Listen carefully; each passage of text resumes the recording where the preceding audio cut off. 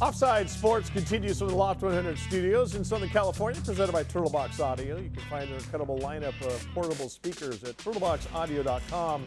And as always, thank you to Harry Arnett, Mark Wahlberg, and everybody at Municipal for being the official wardrobe sponsor of Offside Sports.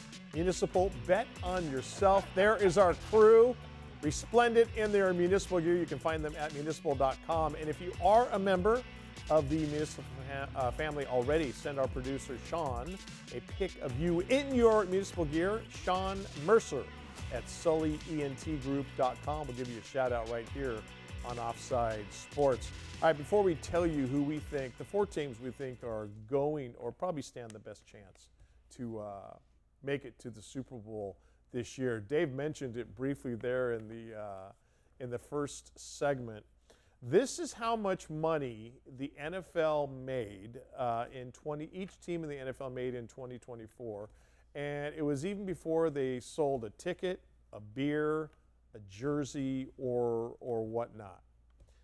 The NFL as a whole generated $23 billion in 2024. Each of the 32 teams received $432.6 million in revenue sharing, and then you see the average value, sponsorships, things like that. So $430-something million, Dave and Allison, wow, even before the season begins. It's amazing. It's with a salary cap, which means that they know they can only spend so much money, and we're not talking parking, ticket sales, concessions, merchandise. Whatever. It's just off of those numbers there, basically every owner profits $300 million because the payroll covers, let's say, the 132. You're in the wrong business. We are in the wrong business, exactly. You know, what do we say all the time? This is how billionaires now show their wealth. It's not about buying the mansion or the yacht or the Ferrari. It's about owning a professional team. And there's not a better, basically, business to get into than owning an NFL team. Yeah, and Dave, you mentioned the Bengals, one of the most expensive single-game seats in the NFL. Yet notoriously, the Brown family can pinch a penny better than anybody out there. There are some organizations, though, that they do, I say spoil their players, but in a good way.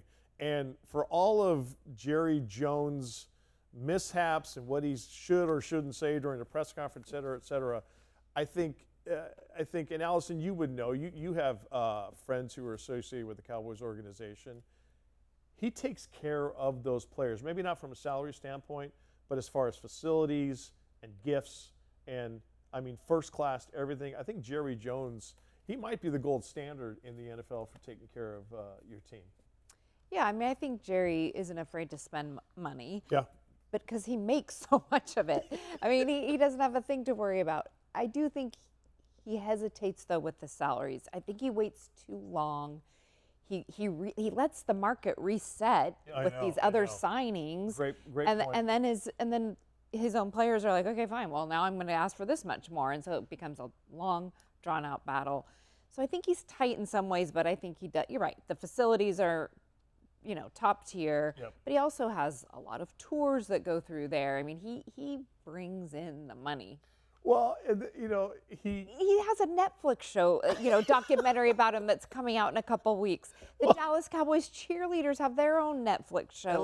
Let's not forget he owns AT&T Stadium. Yeah, and he was a landman in an episode. Yeah. And, the guy's, Dave, does another owner come to mind, somebody who takes care, again, not from a salary standpoint, but as you were saying that, in my mind, I'm like, does it equal wins? Because the Chiefs are always at the bottom of the list of owners that do not take care of their players. Not financially, but as far as amenities go. Doesn't equal wins always. Obviously, look at the Cowboys. It does not equal because wins. I love that poll at the end of every year where they talk to NFL players about facilities and what's given to the players to take care of them, doctors, everything else you need. Yep. The Chiefs are always number 31 or 32, yet they've been the dominating team in the NFL the last 6-7 years.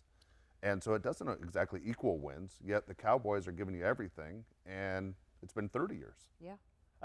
There's that saying, Dave and I would know, happy wife, happy life.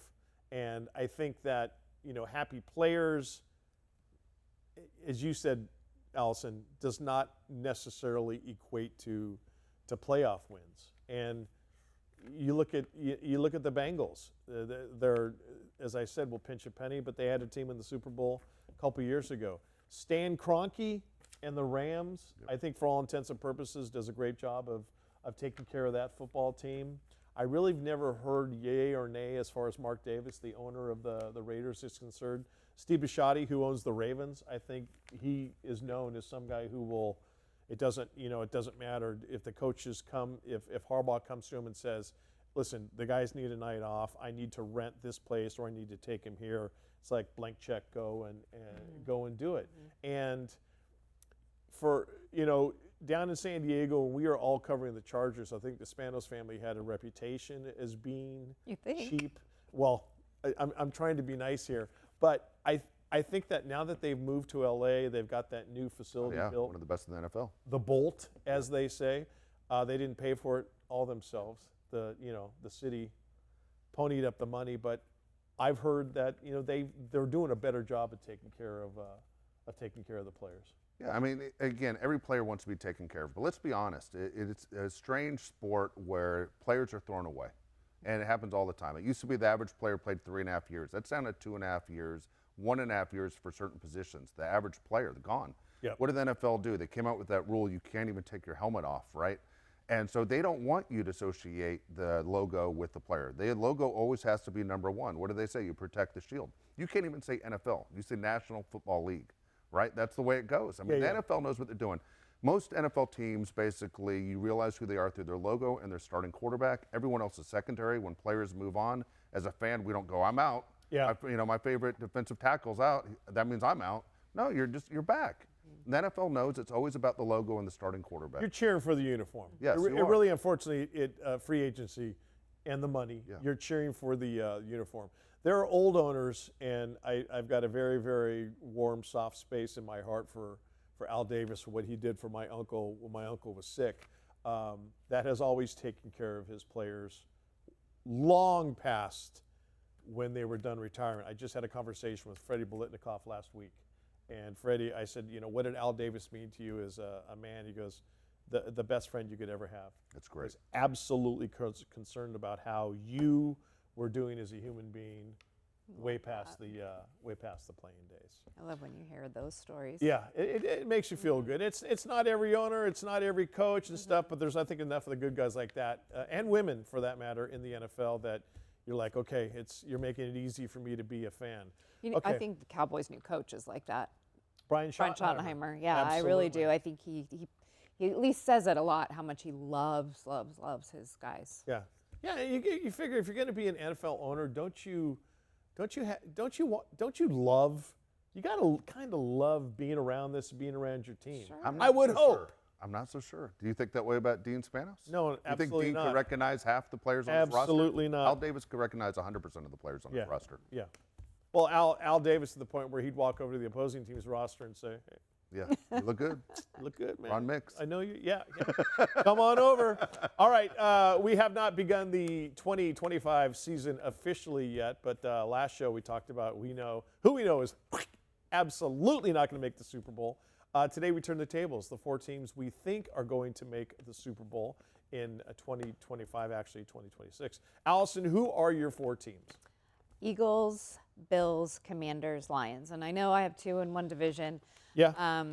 But I think that Eagles, I guess I'm thinking repeat. I don't know. I know that's really hard to do, though. Yeah. But with Lions and Commanders and Bills, I'm thinking along the lines of how close they have all been in recent years. And I think they're all very, very hungry. I think they want to win. All right, not bad. And she had Commanders Lions, so they played each other in the playoffs last year. Yep. Commanders beat them. Yes, and the Commanders shocked everybody and beat them with a rookie quarterback. In Detroit. Yeah, no less. Pretty amazing. For me, again, the 4 teams, I'm not going to go with the Chiefs. I'm surprised she didn't say Chiefs in there, but because I think that's a popular pick by many, is the Chiefs and Niners. My 4 are, in the NFC, I'm going Rams. The Rams almost beat the Eagles last year in the playoffs. The snow wasn't great, plus there's some injuries, but I like what the Rams are doing. I'll put the defending champs Eagles in there, and on the AFC side, I'll go Bills and Ravens, two teams that both have a hard time getting by the Chiefs. Yep. But when you look at the schedule, it looks like the Chiefs will have home field advantage. I mean, that schedule is ridiculous. The Chiefs have one tough road game this year. It's in Baltimore. Otherwise, every tough game they have is, I believe it's in Baltimore, and it's basically a home game. I mean, the Chiefs go 16-1. It's a crazy schedule. But I'm going Ravens, and at the same time I'm going Bills to hopefully make it out of the AFC. I'm going to take the Bills, 13-4, got to the AFC Championship game. I think I'm going to, when the season starts, I think the Bills are going to win the Super Bowl this year. Ravens as well, Dave. They got so close. Lions 15-2, got beat by the Commanders. And I'm going wild card. I'm going Bengals here. They got, the weapons they've re-signed, the team that is coming back. I would not be surprised to see the Bengals in the Super Bowl. All right, as far as college football is concerned, what if schools could sell their teams? You are not going to believe how much some of these programs are worth. We'll have that for you next.